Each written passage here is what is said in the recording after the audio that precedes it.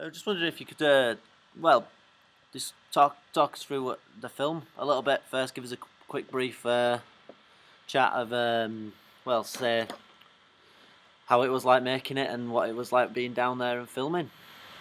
Um, Right. yeah, Well, I started it. It's been, where do I start? Where do I even start? All right, 1994, long time ago. I was living in New York, and there was a lot of people living on the street in my sort of immediate area where I was. And I made friends with some people, a group of people, just sort of helping them out and learning about what it was like to live on the street. I met a guy called John Murphy, who was a poet.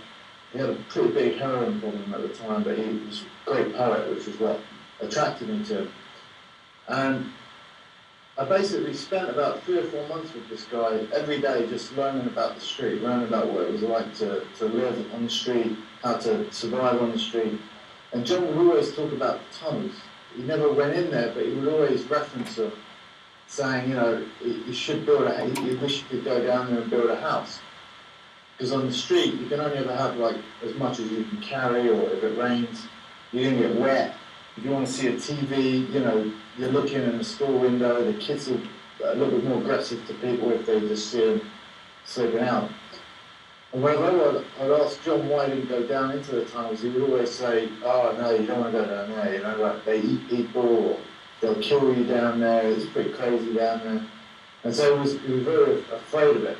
But for me, at the time I was 20 turning 21, and I just was fascinated by it, so I just started exploring. Went to pretty much every tunnel I could crawl and go into for about a month.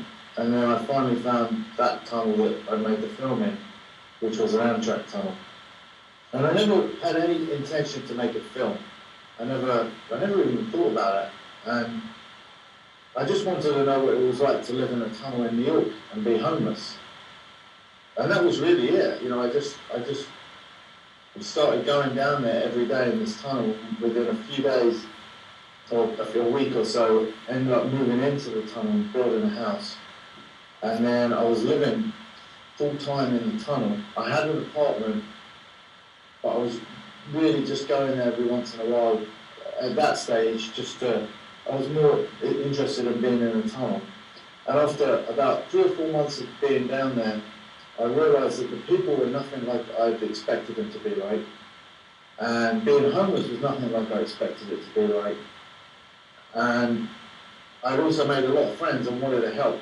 And one night we were sitting, I didn't know how I was going to do it, or I was just sort of going day by day. And then one night we were sitting around a big bonfire laughing about something, and one of the guys goes, man, someone should be making a film about this shit. So I said, well, why don't we do it? And we figured we could make the film and sell it, and the money would get everybody out of the tunnel. And that way, and they would be the whole crew, that way they're helping themselves get themselves out of the tunnel. And that's basically what we did. I sold everything in my house and in my apartment, ended up getting rid of the apartment, and then I was already spending all my time in the tunnel and sleeping there every night, so it didn't really bother me not to have it. And I got a lot of credit cards, and in America it's easy to get a lot of credit cards that match them all out as quickly as you want, which I did. And then we just did it, I don't know how to describe it, we just did it. It just didn't seem, hindsight's always, that when you're looking back, it's always easier.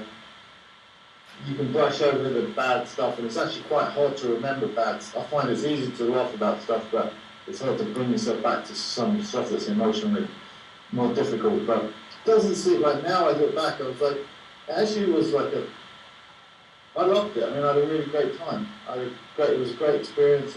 I'm still in contact with everybody that's alive. I'm in contact with, and they're all doing fantastic.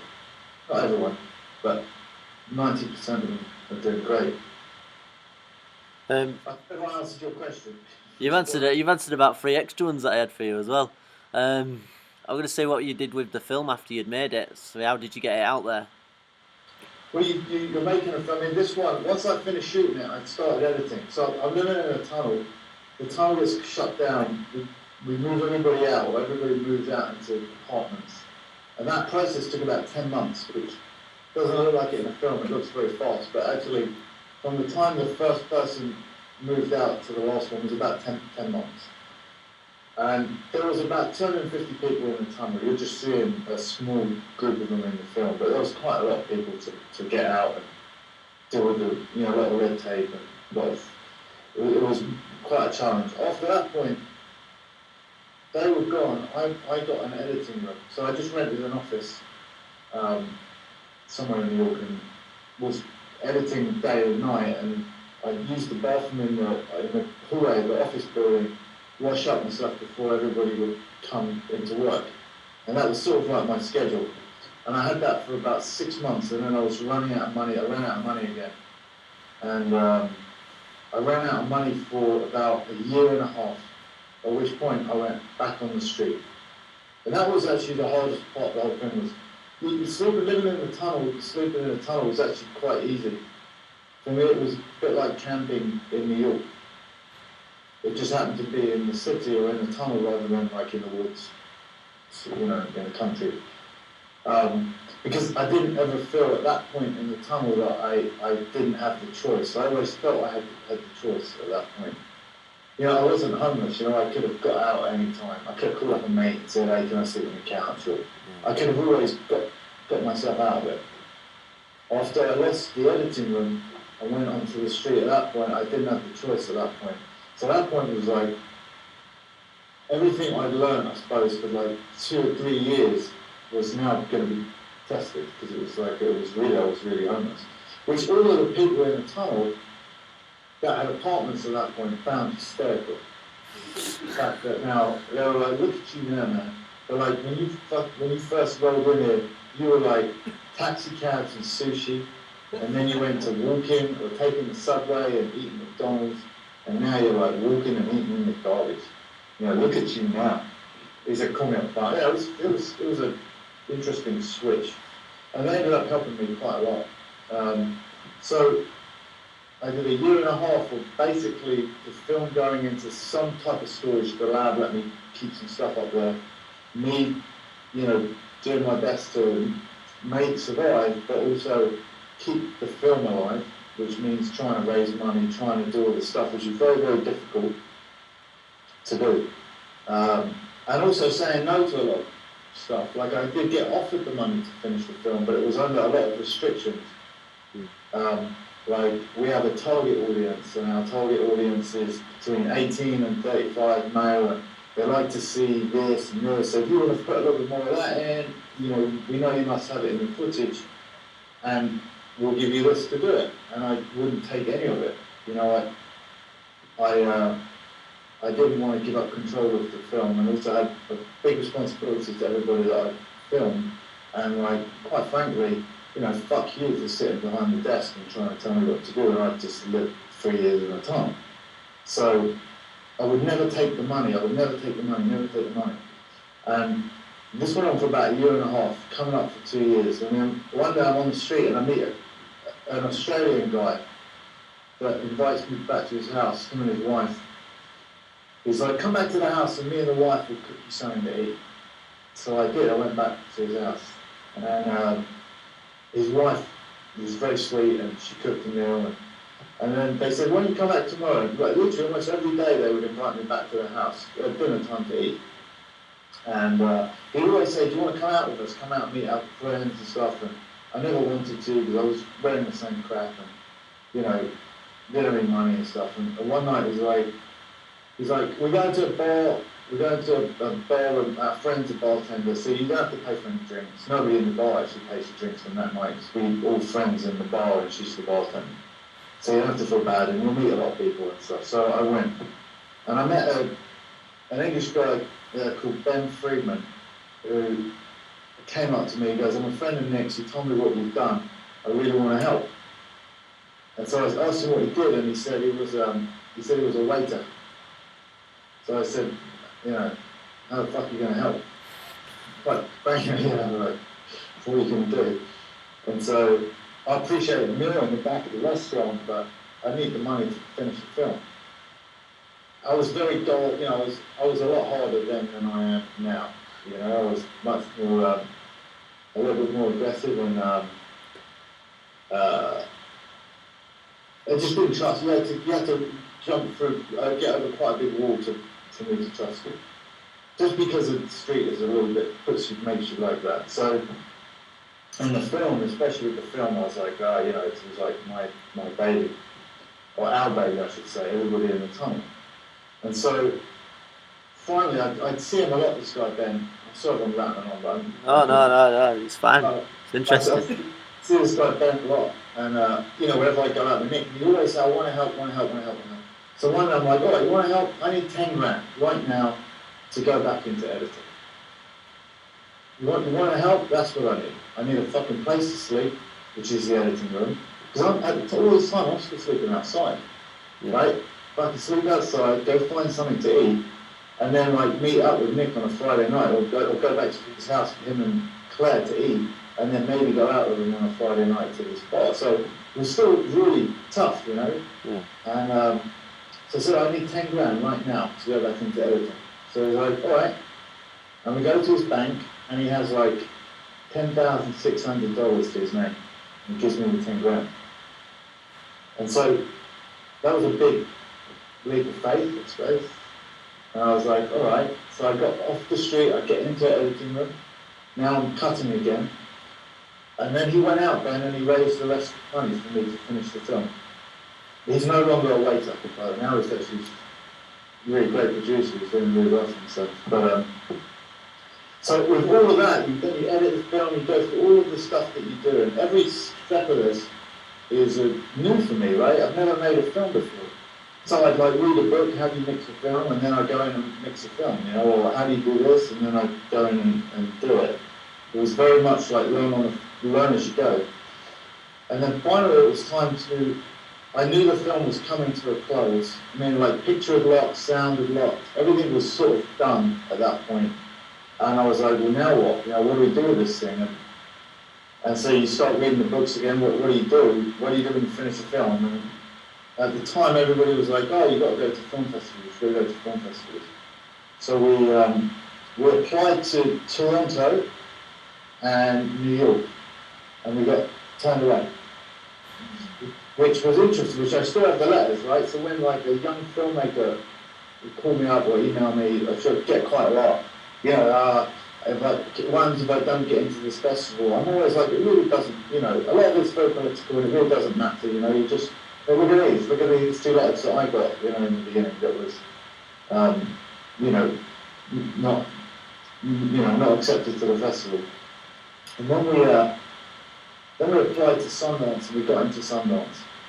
And that was really the game changer, because it did do quite well at Sundance. It won 3 awards there, and then at that point, Toronto and Neil come back and say, we'd like to have you for the festival for next year. You know, and you get a lot of, it just sort of opened the doors to everything. It was I don't really know how to describe it. I mean, imagine like I haven't been around anybody. I've like sat in little dark, I've been in a dark tunnel with people that are only homeless, no friends outside of that. I really cut everything off when I jumped in. And then we're quite isolated during the editing process. It's you and a couple of people, or whoever's coming in and out, that I'd let in and out. Then you go through the mix process and finishing of the film. You're just not really around a lot of people all the time. And then all of a sudden you're like, boom, at a big film festival, standing up and talking to 1,000 people in some cases. And then like knowing that when you go back, you're still on couches and a couple of nights out. So like collect an award in the morning, take as much food as you can off the buffet, and then like, you know, it was a really weird, it was a fascinating time, a really interesting time. And then it changed quite quickly after that. I mean, like that was January, I suppose. By May, I was off the street properly, and on my merry way. People are. It's a shame that we don't have a big camera so you can see everyone. Um, So, let me have a look at them. yeah. There you go. So it's not 1,000 of us, sorry. We'll get a few people up now to ask a few questions if we can get a few. Wants to. Yeah, come up, mate. Yeah, I've got to get. Just introduce yourself. Yeah. Right. Hello, mate. Right. I was just wondering how you found the creative process of editing. Did you find it difficult to choose which elements of what you filmed to show, and how that went for you, sort of thing? Yeah, editing is probably editing's where I lost all my hair. Actually, my hair looked a little bit like yours before I. But editing's where the film all comes together. In a feature film, it's a little bit different, I think, but because you're shooting to a script and you're shooting to cuts. With documentary, you're shooting, and I think it's also a little bit different now than it was when I shot Dark Days, only because of the medium that you're using. Dark Days was shot on film. You have a 10-minute magazine that clips on top of the film. So you've got 10 minutes of film at a time. And from a cost standpoint, 10 minutes of film cost at the time about $60, which is about, I don't know, 40 quid. So let's just call it 40 quid, £45. And then to process that film costs you £45. And then to print that film costs you £45. And then if you want to transfer it to a tape, it costs you about £45. So even if it was just 3 of those, you're still talking about £135 every 10 minutes you shoot. And when you're working in that sort of ratio, you really are very careful about what you shoot. You really have to think a little bit more about what you're going to shoot. Where with video nowadays, you can just roll. A tape is a few dollars or a couple of quid, and you can just roll. And so when I went into editing, with about 60 hours worth of footage. Friends that are going into editing now, it's not uncommon for them to go into 200, 300, 400 hours to try and bring down to an hour and a half. So with that in mind, I didn't start off with a massive amount compared to what is quite commonplace today. But if I just talk about that 60 hours, so I've got 60 hours worth of film. And out of that 60 hours, probably 20 is crap.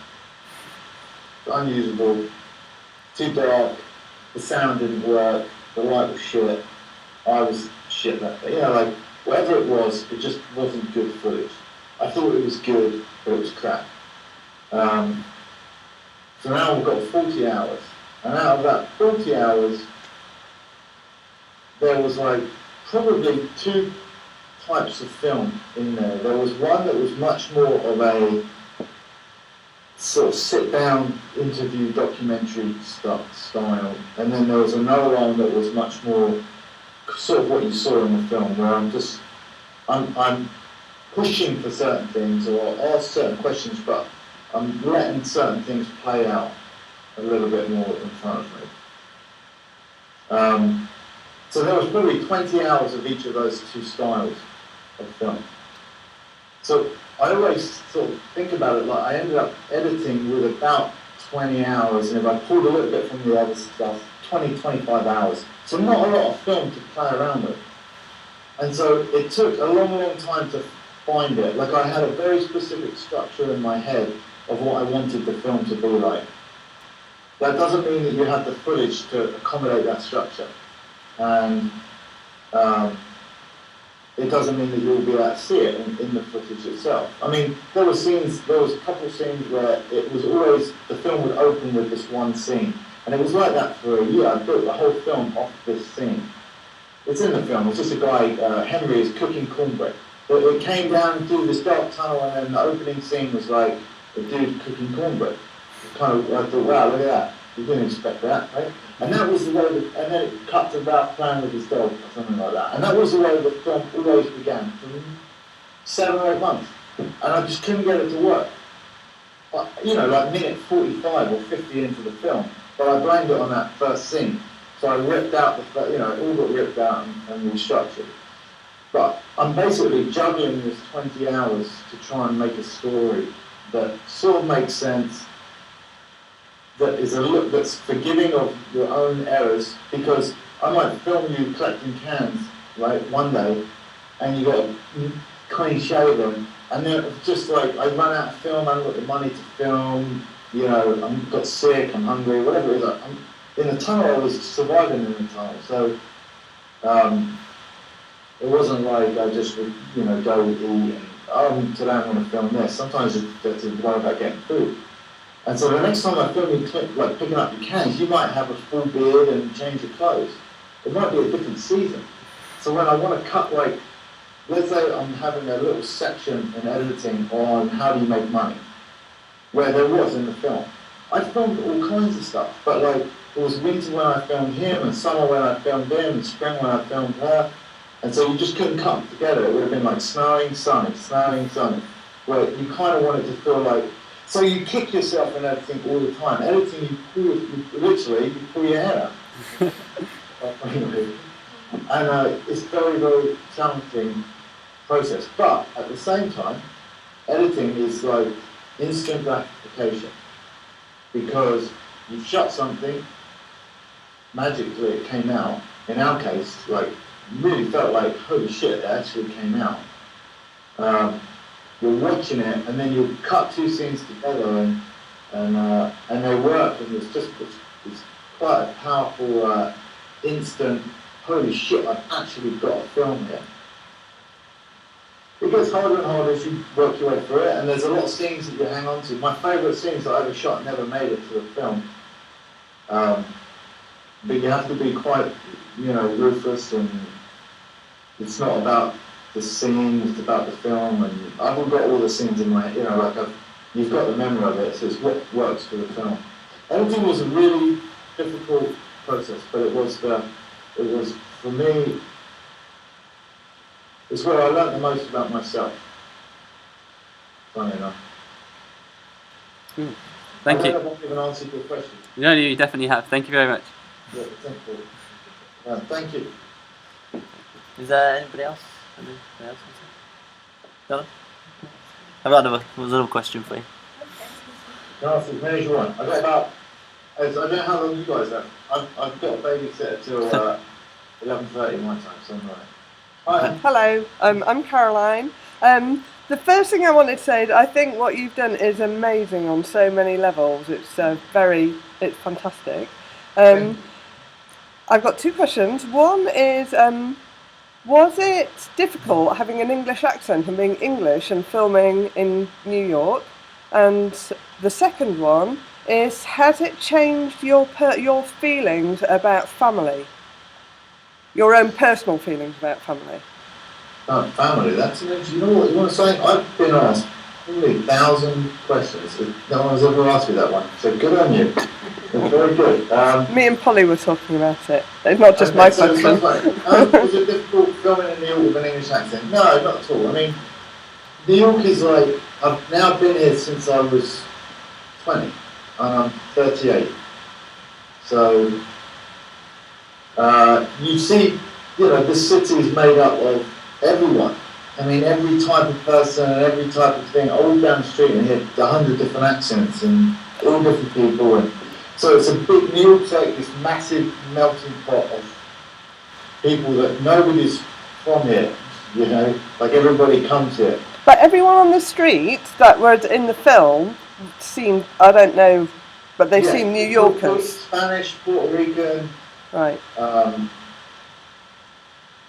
Yeah, I suppose so. All American, right? So, was it difficult for me? No, not at all. I mean, people, and if you, I tell you, I don't know how good of a filmmaker. I don't know, when. I tell you, I think if I was going to give myself credit for anything in any of it, it would be my ability to go into a group of people and get in. I could put on a suit and go into Wall Street and I'll have a group of friends, and I've always been quite lucky in that. I could bounce around from very different groups and walks of life. So I don't know, you know, look, at the same time I was in the tunnel, there was a Dutch guy called Tune Voten, phenomenal war photographer, who was living there too. He had the nicest house in the tunnel, that guy. He had a really cool house, actually. But he was there for 6 months. I think if you're an outsider anywhere, the goal is not to be an outsider, right? It's to be an insider. So if I'm coming down to the tunnel every day, you know, with a nice steak and for setting out my stuff and eating it, and then say, all right, see you later, you know, I'm going to bed, or, you know, that's very different than I'm building myself a house and I'm like, let's go find something to eat. Yeah.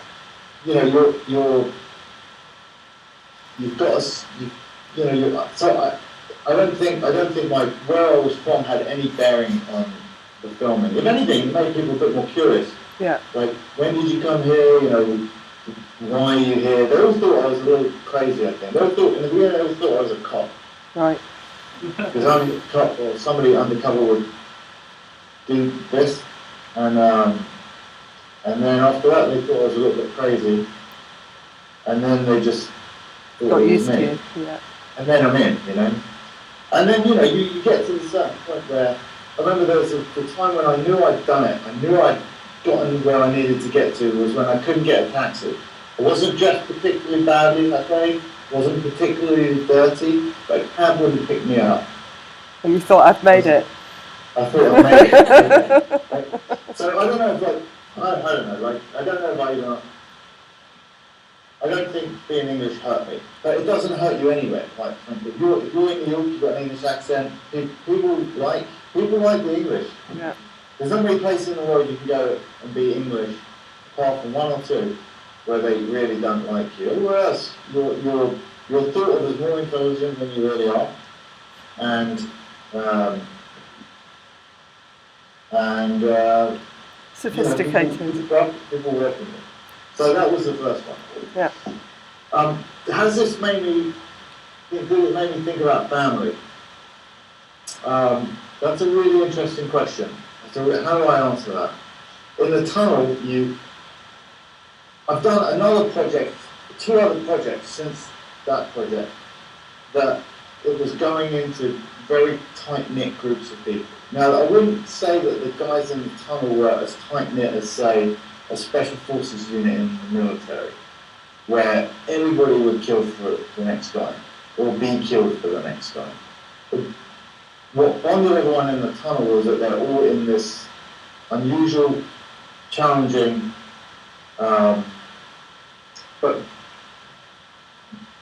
unusual and challenging environment. They're all on the street, which bonds them together. What I loved about the street, more than anything, was there was very little judgment. There was a lot of judgment from a homeless guy looking at a person that's not homeless, or a person that's not homeless looking at homeless. Tremendous amount of judgment. Amongst homeless, there's very little judgment, because you know everything about a person. So you know if he doesn't wash, you know if he all of his bad and crazy and funny, and you know the quirks, and he can't get any lower, right? Quite than he is now. So people are very much themselves. They don't amongst each other. They don't do anything to try and impress this guy. You don't have to try. You can really be yourself on the street, which is what I loved about it. You know, you could really be very, very, honest with who you are, and you were accepted. Some people might not like you, but you're accepted for who you are, right? You don't have to be anything else. And that creates a bond too. And then within those bonds, people do become very, very close, and they form some sort of family. And nobody on the street had family. If they did, they wouldn't be on the street. Well, I can't say that actually. Henry is an interesting guy. Henry's a guy that was cooking the cornbread. Henry had like 9 kids, all alive, but he wouldn't contact them. He contacted them afterwards, and they came and got him.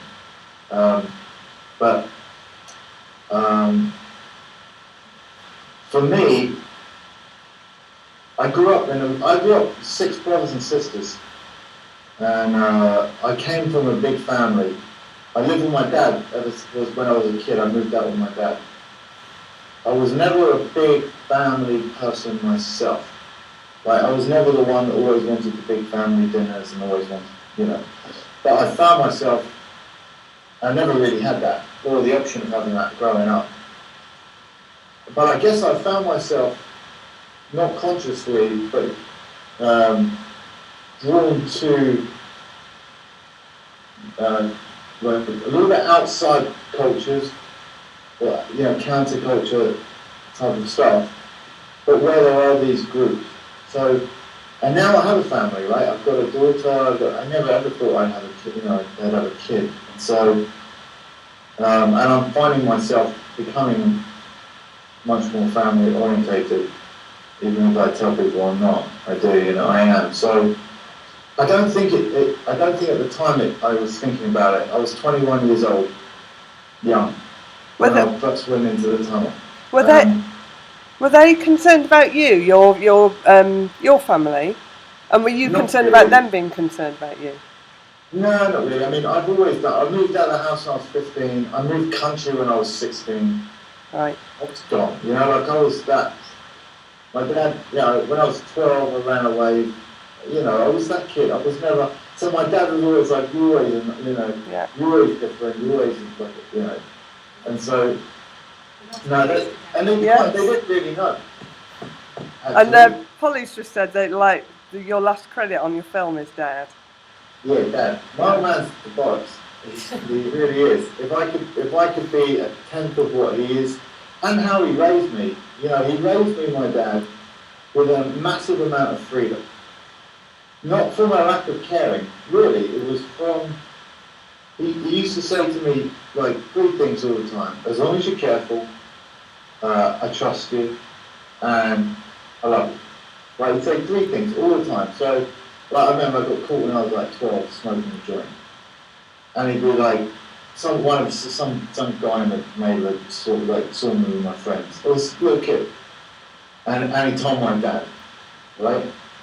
Strike against that guy, you know. But anyway, he told my dad. So I remember coming home and my dad's like, "You've been smoking those joints, haven't you?" And I never liked him. I was always like, I said, "Yeah." And he goes, "There's no need to lie." I said, I just said, "Yeah." He goes, "Look, I'm not going to tell you not to do it, because I know you're going to go and do it. As long as you're careful, I trust you. And I love you. So be careful." And he'd say that with everything, like anything I did. So I never had a curfew as a kid. I remember 13, 14 years old, I'd go on a Friday, stay at friends. I wouldn't have to call, I'd just come in on a Sunday. He'd just say, "All right, good night, do you want some orange juice?" It really allowed me to, he allowed me to fall a lot. Yeah. And like make all kinds of mistakes, which I don't know if I'd let my daughter do the same, you know? Yeah. But my dad did.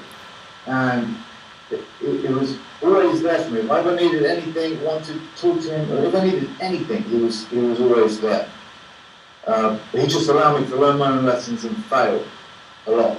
So it made me unafraid to try. Yeah. And then, you know, he'd always teach me just to get back up. And so, but when I went into the tunnel, he never knew. He knew I was doing this thing. I said, "I'm going into this tunnel. I'm probably not going to teach you for, you know, I don't know.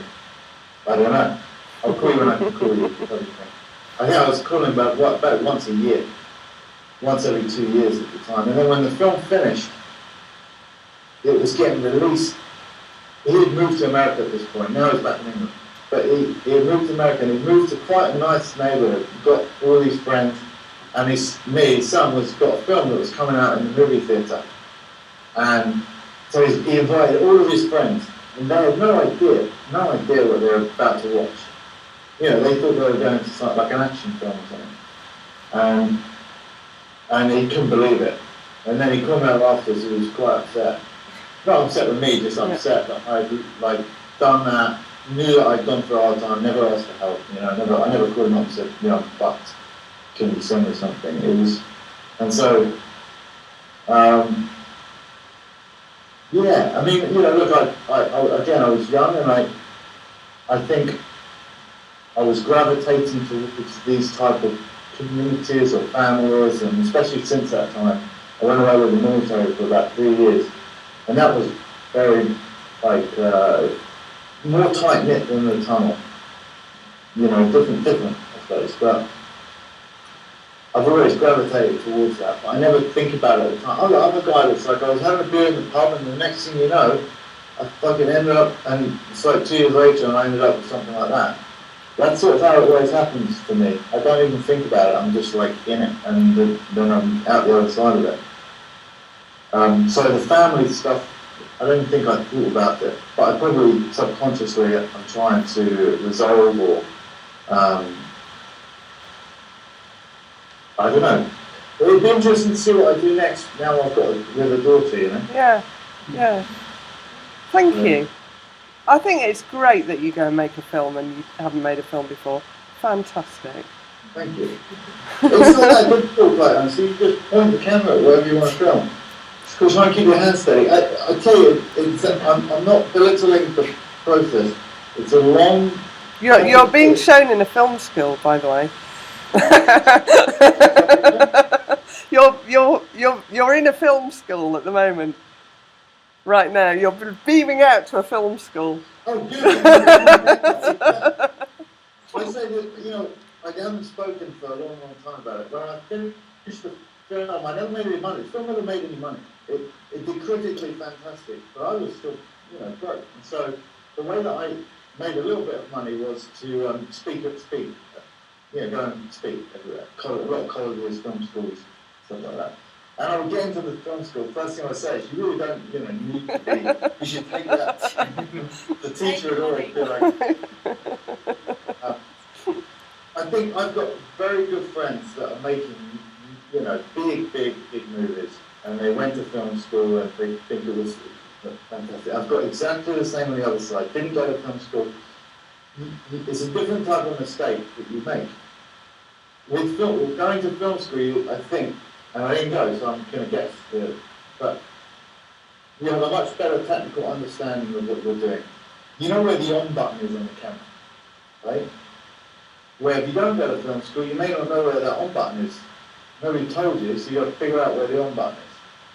And like, that will translate into every aspect of making a film. What I sort of hope is that even if you're in film school, that you can still keep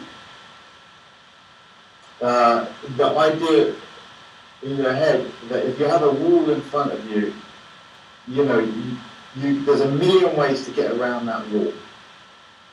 A lot of students that I talked to at film school that are doing films are like, man, I didn't have this, so I couldn't do that.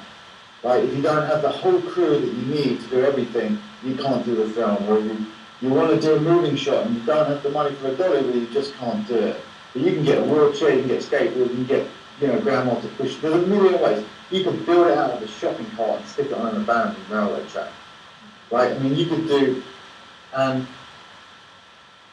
there's really nothing that should stop you doing anything, right? You're only limited by yourself. So, I don't know. I think making a film is 99.9% confidence, and you'll learn the skills just by doing it. Yeah. Again, I don't mean to talk through the process, but I found, like, I didn't think what I did was anything. I just pointed. You know what I did? I made friends. It might be very, very different in a feature film, which it seems to be than it is in documentary. Documentary, as long as you make friends with the people that you're filming, you will get everything that you are looking for. You'll get honesty. You know, how you choose to put it together and what you choose to do with it is, you'll get a certain honesty that you won't get if you are not friends with the person. Yeah. And the only way to get friends is to put in time. So for all you documentary filmmakers out there, you just got to put in the time. And then it's like, every film that's great I've ever seen, they just put in the time. So, I don't know if I answered it. Yeah, you did. I haven't answered one question that anyone's asked today. No, you answered. Thank you very much. Does anybody else? You got one? I've got 2 films. You got a question? Yeah, I've got somebody else for a question. Okay. If they don't want to walk up, you can yell it. They can yell it out. Oh no, I'm gonna keep you and put you edit it together in a little video, so it's better if you come on so I can hear it on Mac then. Okay. Hi, my name is Mary. I would like to know about your characters and how did you choose them? And were there characters that you decided not to put in the end in the film?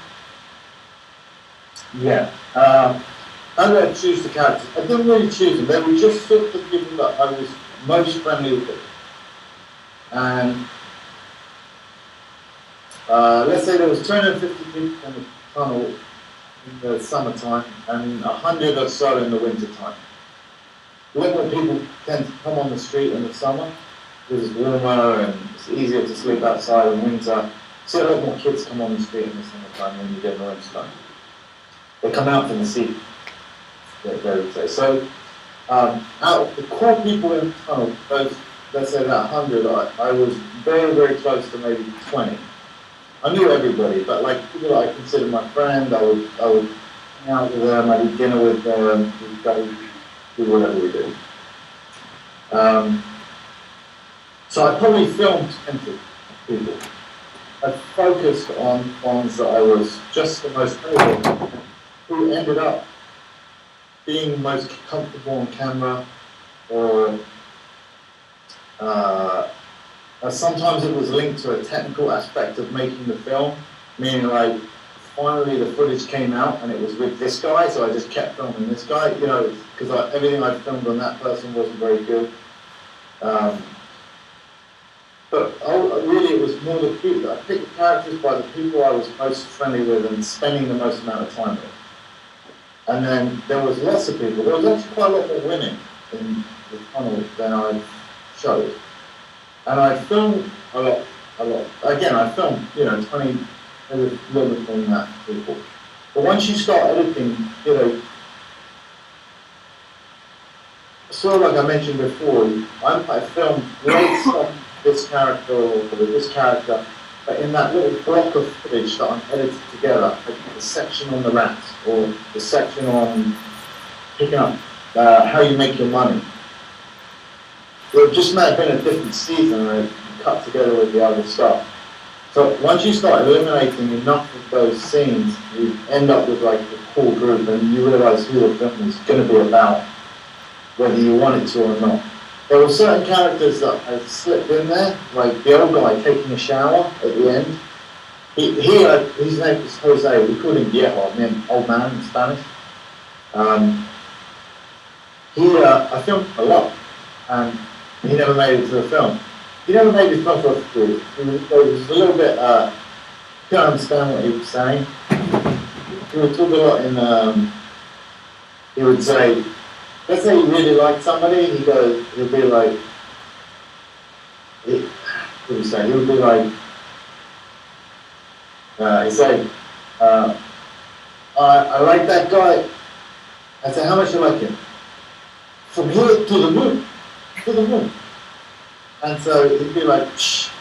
Like, he'd put these weird sounds and now when you get to know him, you completely understood what the guy was saying.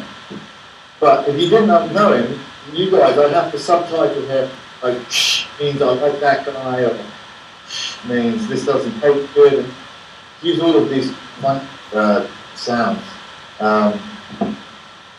So I couldn't use them in a film. I couldn't do it. I mean, I suppose I could. Now thinking about it, I probably could have worked with him, but then I didn't think I could. So I don't know, you pick your guy, who you get the best footage of. Once you pick the type of structure that you can use for everything, and you can see that you can actually make a film with that structure, or that flow, and let those guys fit in, the characters evolve. In this type of filming, if I was making a documentary about history, it wouldn't matter, because I know the characters because they're already written. That, history is there. So, if I was making a feature film, I'm making up my characters. So a documentary that is sort of taking place in real time, you've got to find it.